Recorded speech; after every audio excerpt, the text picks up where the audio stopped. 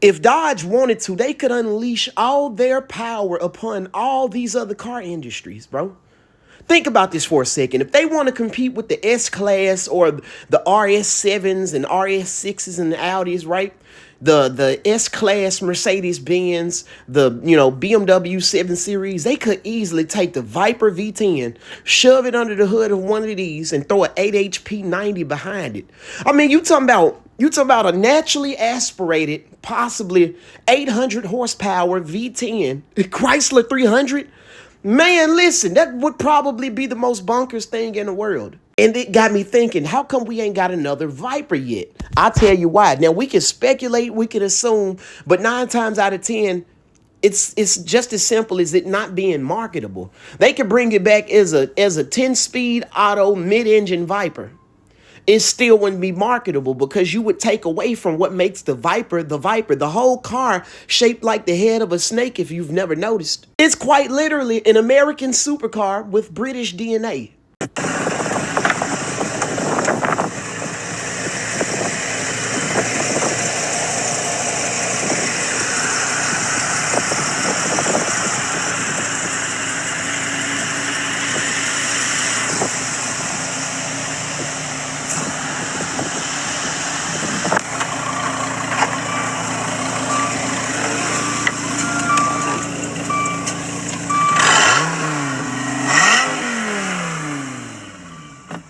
Absolutely marvelous, absolutely dangerous, and it sounds like a cougar hitting on you at the bar.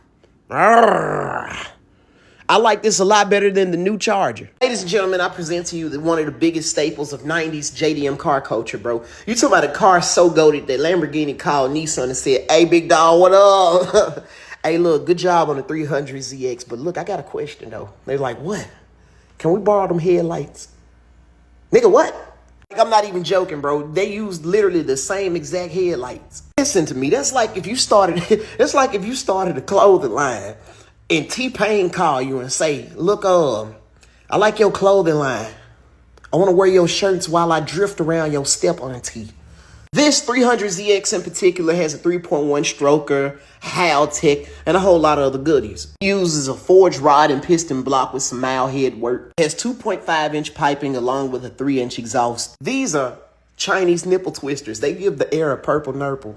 We're talking about a vehicle that's completely unassuming. Imagine thinking it's normal, and then his two-step starts sounding like 20 Russian substitutes jingling they nipple piercings at an EDM concert. Oh, but if you're the type whose patience wears thin, but you always wanted one of these 300ZXs, don't buy it. You'll end up selling it by next week because when you pop the hood, you realize they made it using computer-aided drafting, so everything's meant to fit like a glove. You're talking about an engine bay tighter than a police U-turn when they see your seatbelt off. You have a better chance of driving a box Chevy with no power steering fluid versus building this. But for the people who love this platform, it's well worth it. Even though the engine bay tighter than a stepdad's hands around your mom's ass during tax season.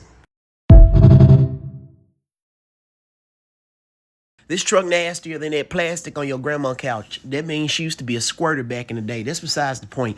This thing hauls more ass than a Korean knock-kneed parole officer trying to serve you an arrest warrant. After this build was completed, they dynoed it, and it made 742 horsepower to the wheels. Ford building a supercharged 5.4-liter single cab truck was the equivalent of Martha Stewart wearing 10-inch high heels and throwing that ass in a triangle at Freaknik. There wasn't enough power for them, so they decided to throw a Bobby Brown's nose worth of dope on this engine, and they made over 1,000 horsepower. Need I remind you, the 5.42 valve is literally just a 4.62 valve with a bigger stroke. And they are making 1,000 horsepower. This is just a Triton engine with better internals and a top-end kit. No Whipple, no VMP supercharger, no Roush supercharger, nothing. Stock Eden blower that's been ported with a 250 shot added to that. That is absolutely amazing. Hey guys, make sure you go subscribe to Castro's YouTube channel. Go follow his Instagram and his Facebook. It's all in his bio. I love you guys. Please stop buying Nissan Maximas and Altimas and things like that shit with crappy ass CVT transmissions. Go get a 2006 Toyota Avalon. It's faster than it should be. Yes, it may be dated on the looks, but it'll get you A to B dependably. We're talking about a family sedan that's faster than an S197 and a new Edge Mustang. Another cheap-ass car you can find off of Facebook Marketplace, and it won't break your bank during tax season. Go get a 2008, 2007 Acura TL, which, if you're looking for tunability, will definitely be better than the 2006 Avalon that I just showed you. Comes with two J-Series V6 options. Either you're going to get the J32 or the J35. Either way, you could build one hell of a monster out of those J-Series Honda engines. More fueling, 8 pounds of boost, 8 to 10, maybe 12 pounds of boost, and a tune. You easily have 400 to 450 horsepower. Or if you have money to blow, go get a C6 Corvette with the LS2. Stage 3 cam and some dual valve springs, along with a 3,000 to 3,200 stall, and you pro-charge it.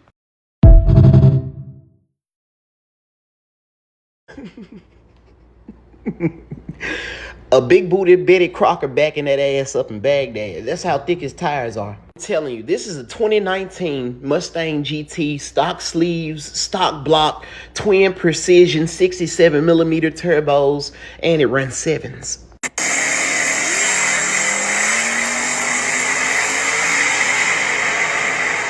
Now, before one of you glizzy goblins run your schlong sophisticator, here go his time slip. And you already know, given how toxic the car culture is, somebody's going to comment, bro, it's still a Ford at the end of the day.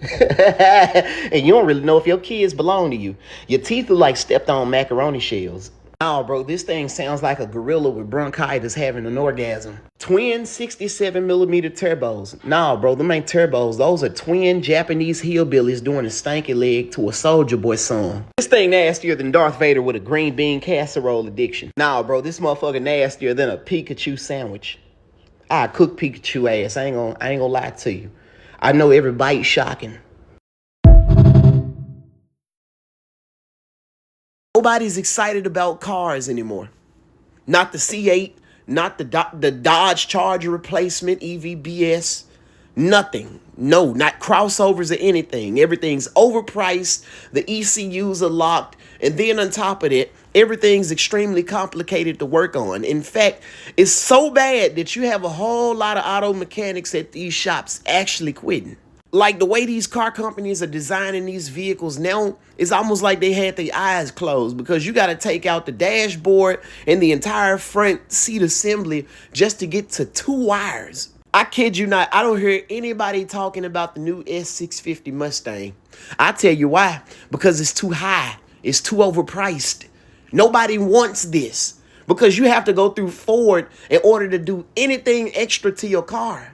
It's all bad, but you have to understand that people don't have $500 to $700 a month towards a lease on a car.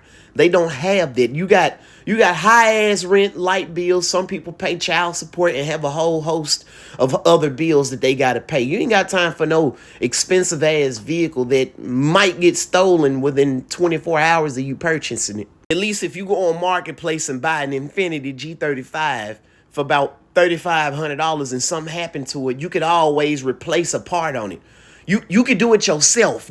Half of these vehicles, you have to take it to a trained technician just to change your damn alternator. I don't get anybody coming to me asking, oh man, what's a good car lot to go to? No, never since I've done this have anybody asked that question. They always ask me, do I know anybody who can go to the auction for them?